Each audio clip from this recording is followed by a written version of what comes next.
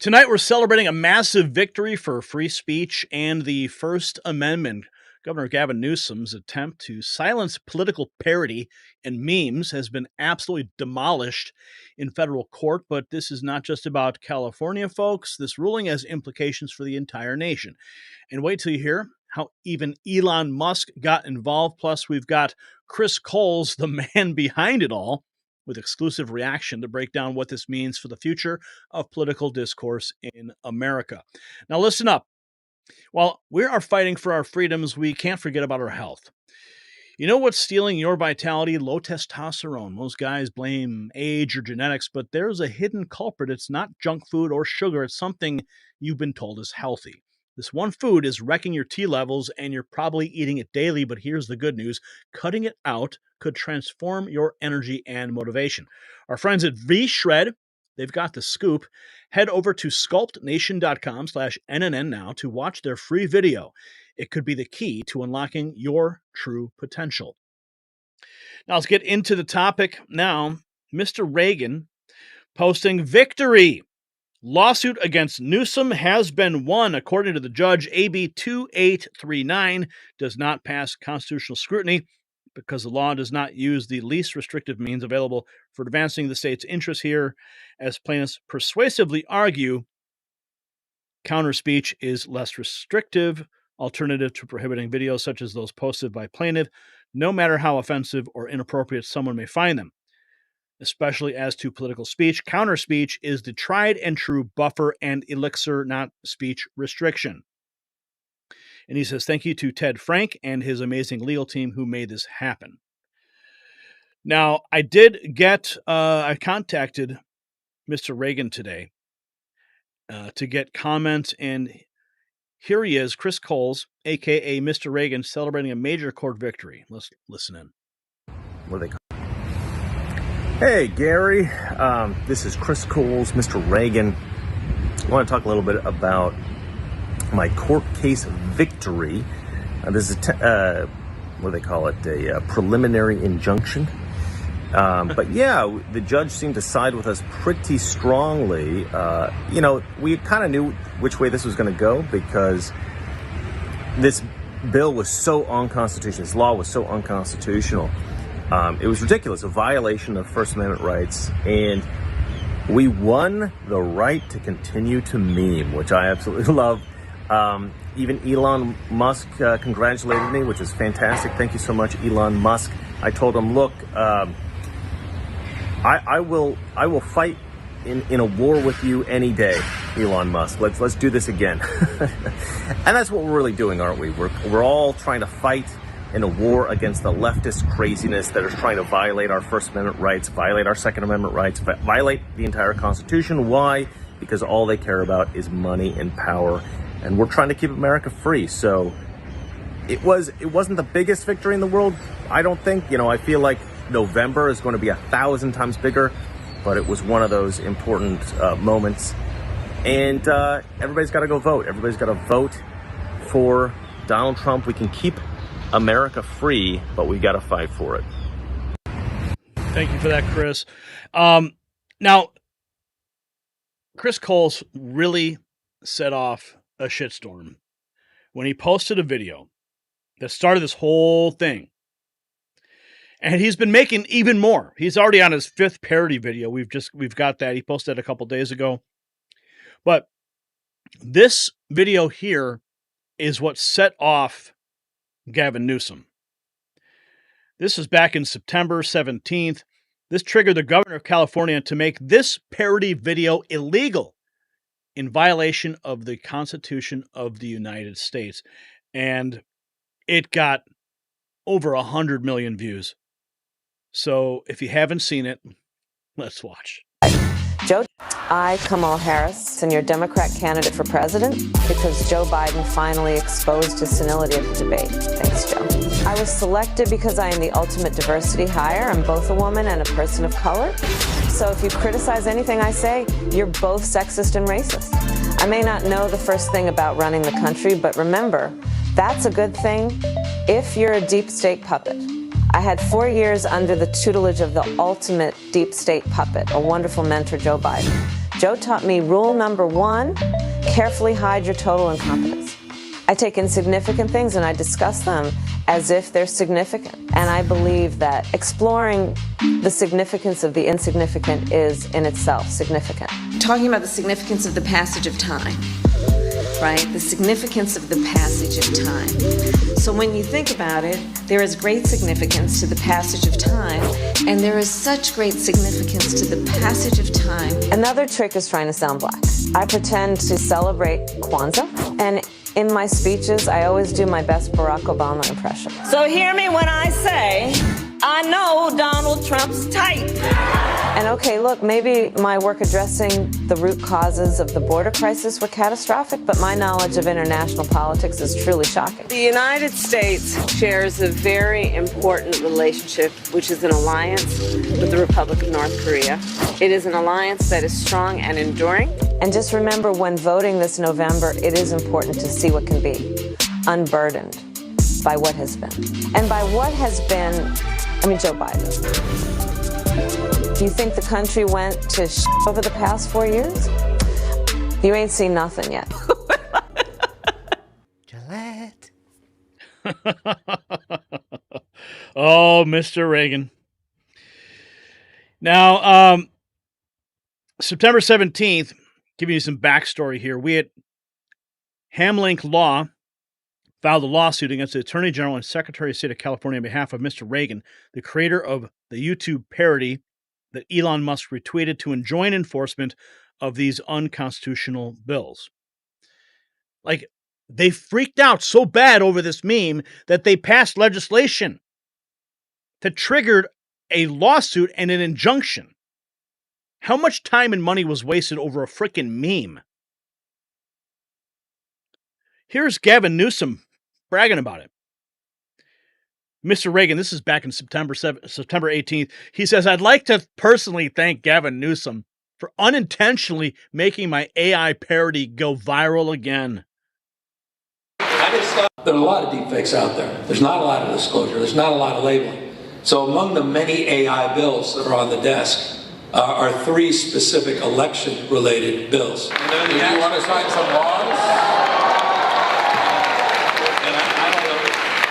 I just thought, why waste your time with a politician unless they're going to do something for you? There's two. Two are signed, and three are signed. And this is now official. That is now injunctive relief if you do any of those deepfake election misrepresentations. So that's how easy it is to govern in California. There are a lot of deepfakes out there. Yeah, well, now we're laughing at you because you just got smacked down by the court. Should we see his next parody? His fifth parody? Man, these things are great. Before we do, though, so I was going on Mr. Reagan's X feed as I was tracking this story, and he posted something we covered the other day, and it was John Kerry advocating for obliterating the First Amendment. And it's really important that if you saw this before, I'm going to play it again. I don't like doing repeats of videos. It's like it kind of just gets worn out. But this is really dangerous because it gives us it shows us the perspective of these people who want to destroy your rights. These are the people who at one point, like John Kerry, swore an oath to protect and defend the Constitution of the United States. And I don't even understand how they can get to this point. We're saying that the First Amendment's a roadblock. I mean, these people clearly are now openly advocating pure hatred towards our founding documents. I mean, this is, thankfully, he's not running for anything, but he's hanging out with all the globalists. Listen to this. And so what you need is so tough. Everybody's wrestling with that right now. And I think the dislike of and I want to point out he's at the World Economic Forum. Anguish over social media is just growing and growing and growing. And it's part of our problem, particularly in democracies, in terms of building consensus around any issue. It's really hard to govern today. You can't, there's no, the referees we used to have to determine what's a fact and what isn't a fact are kind of, been eviscerated to a certain degree. And he's talking about the media gatekeepers who have lost control of the narrative because of shows like this, because of people like Mr. Reagan. They've lost control of the narrative because, 2, 5, 7, and 9, ABC, CBS, NBC, they don't control the narrative like they did 50 years ago. Because you can pick up your smartphone and you can document something that's happening right in front of you, give your perspective and post it online and bypass all of the roadblocks that would have been 50 years ago. And he's troubled by that. This is a problem for John Kerry. Your speech is a problem because we can't get consensus. Because he wants consensus from his globalist buddies, from his Democrat dictators. He wants to get consensus, but he doesn't want your voice to contribute to that argument, to that back and forth. Because what makes this country great is that we have dialogue, that we can discuss the issues, and the greatest ideas will come to the surface. The worst will get pushed down.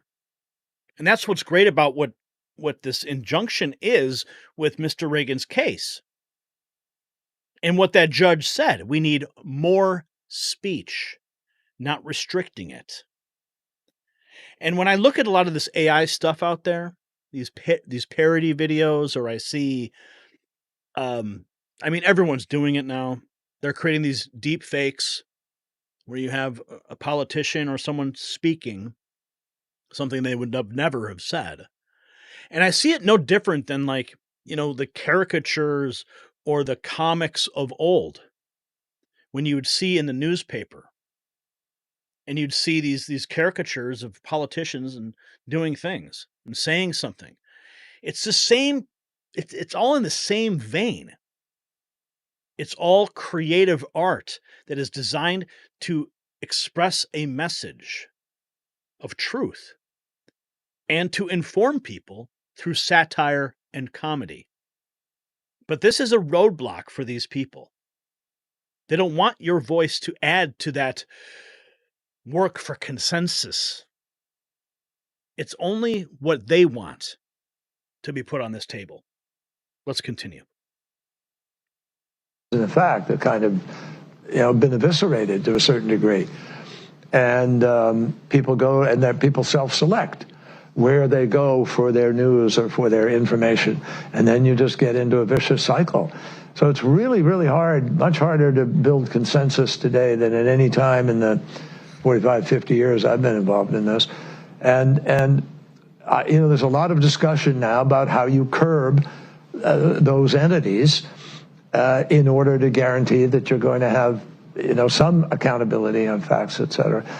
But look, if people go to only one source and the source they go to is sick and, has an agenda and they're putting out disinformation, our First Amendment stands as a major block to the ability to be able to just, hammer it out of existence. So, No. That's what the First Amendment is for. That's exactly what the First Amendment is for, is to hammer the lies out of existence. That's why this channel exists, to counter the lies of the so-called authoritative news that MSNBC celebrates on the platform YouTube or CNN. Those guys have been pushing lies and misinformation for years and years and years. So we act as a counterbalance to their lies.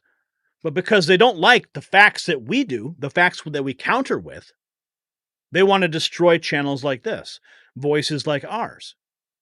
So his entire argument is flawed from the beginning. Entities, in order to guarantee that you're going to have, some accountability on facts, et cetera. But look, if people go to only one source and the source they go to is sick and, has an agenda and they're putting out disinformation, our First Amendment stands as a major block to the ability to be able to just, hammer it out of existence. So what we need is to win the ground, win the right to govern by hopefully having, winning enough votes that you're free to be able to implement change. Now, obviously, there are some people in our country who are prepared to implement change in other ways. And so that's really so tough. Everybody's wrestling. This guy is an absolute mess. You guys want to watch that? Should we watch that now? I haven't seen this one yet. This is Mr. Reagan's Kamala Harris ad parody number 5. Oh my. Some of the stuff, it's like I don't even like seeing the words. Well, okay, let's just play. Already here. When Joe and I opened the border, flooding America with tens of millions of illegal aliens, we thought voters would think we were kind and generous. You serious? But it turns out Trump was right. They're not sending their best. They're not sending their best. Turns out that they are, in fact, bringing drugs, bringing crime, bringing their rapists, and apparently they're eating the cats. Eat the cat. Eat the cat. But when I'm president, things will be different. I'm like an abusive boyfriend who promises to stop beating up his girlfriend if she agrees to marry him. If you elect me president, I promise to stop destroying the country. I know I've been bad, but trust me, baby, I can change. My plan to stop illegal immigration is simple. I'm going to fly all the homeless people from every third world country on the planet into our country. Every lunatic from every asylum, every murderer, rapist, and violent criminal. About 712 million people. Once all 712 million are here in the U.S., problem solved. You can't illegally immigrate if you're already here. Even Republicans have to admit that's good logic. This election is about looking forward. America is like the Titanic, and I think it's about time we had a woman manning the wheel. We are not going back. Mr. Reagan. When Joe and I opened the border... Oh, man, that was too good. That was too good. Elon Musk congratulating Mr. Reagan, scoring one for the people's right for free speech. Federal judge blocks California law banning election deep fakes. Gavin Newsom is on the ropes. So this victory against Newsom's censorship isn't just a win for California, it's a win for America. But the fight for free speech is far from over. November is coming, and with it a chance to solidify these freedoms at the ballot box. So what do you think? Is this court ruling enough, or do we need more safeguards for our First Amendment rights?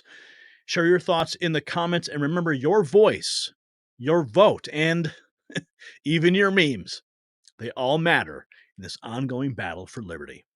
Congratulations to Mr. Reagan.